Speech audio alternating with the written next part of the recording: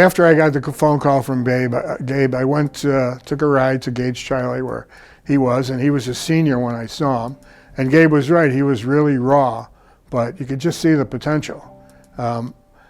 He hadn't really grown into his body yet, and so he didn't know how good he could be. And really, he didn't know how good he could be until between his freshman and sophomore year. The light bulb went on. The summer between his freshman and sophomore years, he was in the gym every day. And he was in the weight room every day. And so it was probably the biggest transformation of any player I've ever had in over 40 years of collegiate coaching. It was unbelievable. And he went from coming off the bench to a starter to a great player to an All-American. Well, he had, I think, 1,700 points and over 1,000 rebounds. That's incredible. Not too many players do that at any level. When I got hired to be the head coach, I was coming in September of his senior year. He was already established as a very good player. It could have been easy for him to resist a new coach, some new ways of doing things, new terminology, things like that.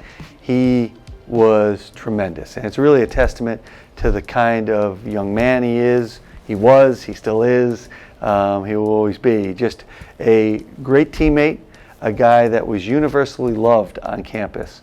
I found that as I got here and got settled in. And just so I was so lucky to have such a great player to be able to coach, but also to have such a great person who willingly accepted coaching from some guy he just met, when I got on campus. Because just that he was such a nice kid off the court. I mean, just a genuine, lovable guy. I mean, he'd come up, put his arm around me and talk to me and joke around, and I mean, he was a guy that everybody, I couldn't tell you anybody that disliked Gerald on the court, off the court.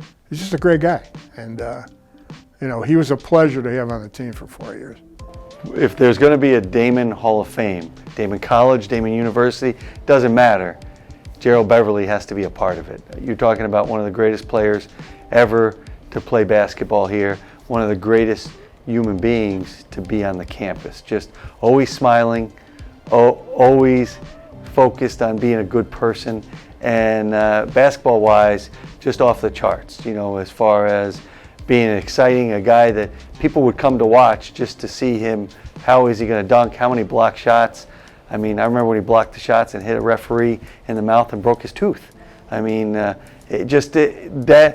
kind of explosiveness, that kind of excitement as a player, but more importantly, just a much better person.